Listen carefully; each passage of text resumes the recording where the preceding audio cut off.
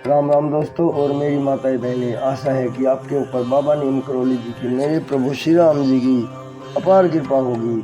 मेरे हनुमान बजरंग बली जी आपके सभी संकट दूर करेंगे, यही मेरी प्रार्थना। मेरे हनुमत स्वरूप बाबा जी सबके कष्ट हरो, सबके ऊपर कृपा करो। जय बाबा नीम करौली महाराज जी, जय श्री राम। दोस्तों और मेरी माताएं बहनें, आज मैं आपको श्रीमद् वाल्मीकि रामायण अरण्य कांड का 70वां सर्ग सुनाऊंगा। सभी देवी देवताओं का आह्वान करने के बाद आपको ये इन सभी के आशीर्वाद से सहित परिपूर्ण पाठ सुनाता हूँ, आपके लिए कल्याणकारी होगा। 70वां सर्ग है। श्री राम और लक्ष्मण का परस्पर विचार करके कबंध की दोनों भुजाओं को काट डालना तथा कबंध के द्वारा उनका स्वागत। अपने बाहुपाश से घिरकर वहां खड़े हुए उन दोनों भाई श्री राम और लक्ष्मण की ओर देखकर कबंध ने कहा, अक्षत्रिय शिरोमणि राजकुमारों, मुझे भूख से पीड़ित देखकर भी खड़े क्यों हो? मेरे मुंह में चले आओ, क्योंकि देव ने मेरे भोजन के लिए तुम्हें ही यहाँ भेजा है। इसलिए तुम दोनों की बुद्धि मारी गई है। यह सुनकर पीड़ित हुए लक्ष्मण ने उस समय पराक्रम का निश्चय करके यह समयोचित एवं हितकर बात कही, भैया, यह नीच राक्षस मुझको और आपको तुरंत मुंह में ले ले। इससे पहले ही हम लोग अपनी तलवारों से इसकी बड़ी बड़ी बाहें शीघ्र से काट डालें। यह महाकाय राक्षस बड़ा भीषण है। इसकी भुजाओं में इसका सारा बल है और पराक्रम निहित है।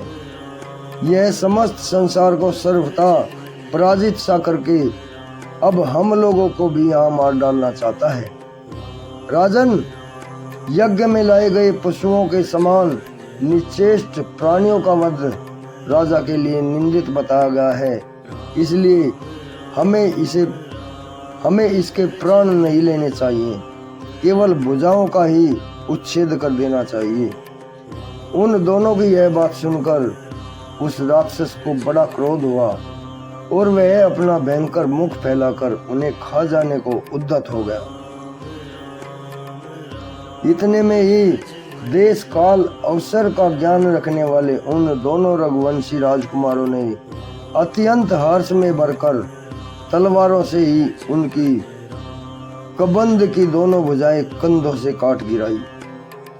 भगवान श्री राम उसके दाहिने भाग में खड़े थे और उन्होंने अपनी तलवार से उसकी बाह बिना किसी रुकावट के वेग पूर्वक काट डाली। वाम भाग में खड़े वीर लक्ष्मण ने उसकी बाएं भुजा को तलवार से उड़ा दिया। भुजाएं कट जाने पर वह महाबाहु राक्षस मेघ के समान गंभीर गर्जना करके पृथ्वी पर, आकाश तथा दिशाओं को गुंजाता हुआ धरती पर गिर पड़ा। अपनी भुजाओं को कटी हुई देख खून से लथपथ उस दानव ने दीन वाणी में पूछा, वीरों, तुम दोनों कौन हो?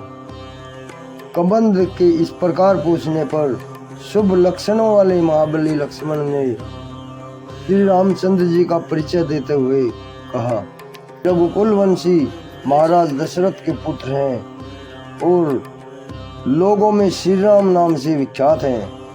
मुझे इन्हीं का छोटा भाई समझो। मेरा नाम लक्ष्मण है। माता कैकेयी के द्वारा जब इनका राज्याभिषेक रोक दिया गया, तब ये पिताजी की आज्ञा से वन में चले आए और मेरे तथा अपनी पत्नी के साथ इस विशाल वन में विचरण करने लगे। इस निर्जन वन में रहते हुए इन देवतुल्य प्रभावशाली रघुनाथ जी की इनकी पत्नी का किसी राक्षस ने हरण कर लिया है। उन्हीं का पता लगाने की इच्छा से हम लोग यहाँ आए हैं।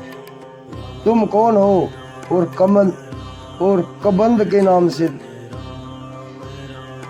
तुम कौन हो और कबंध के समान रूप धारण करके यहाँ इस वन में क्यों पड़े हो? छाती के नीचे चमकता हुआ मुंह और थोड़ी टूटी हुई जंगा पिंडली लिए तुम किस कारण इधर उधर लुढ़कते फिरते हो। लक्ष्मण के ऐसा कहने पर कबंध को इंद्र की कही हुई वह बात याद आ गई। अतः उसने बड़ी प्रसन्नता के साथ लक्ष्मण को उनकी बात का उत्तर दिया। पुरुष सिंह वीरों, आप दोनों का स्वागत है। बड़े भाग्य से मुझे आप लोगों का दर्शन मिला। ये मेरी दोनों भुजाएं मेरे लिए भारी बंधन थी। सौभाग्य की बात है कि आप लोगों ने इन्हें काट डाला। नरश्रेष्ठ श्री राम, मुझे जो ऐसा कुरूप रूप प्राप्त हुआ है, यह मेरा ही उद्दंडता का फल है। यह सब कैसे हुआ वह प्रसंग आपको मैं ठीक ठीक बताता हूँ, आप मुझसे सुने। इस प्रकार श्री वाल्मीकि निर्मित आस रामायण आदि काव्य के अरण्य कांड में 70वां सर्ग पूर्ण हुआ। जय श्री राम, जय हनुमान जी, जय बाबा नीम करोली महाराज।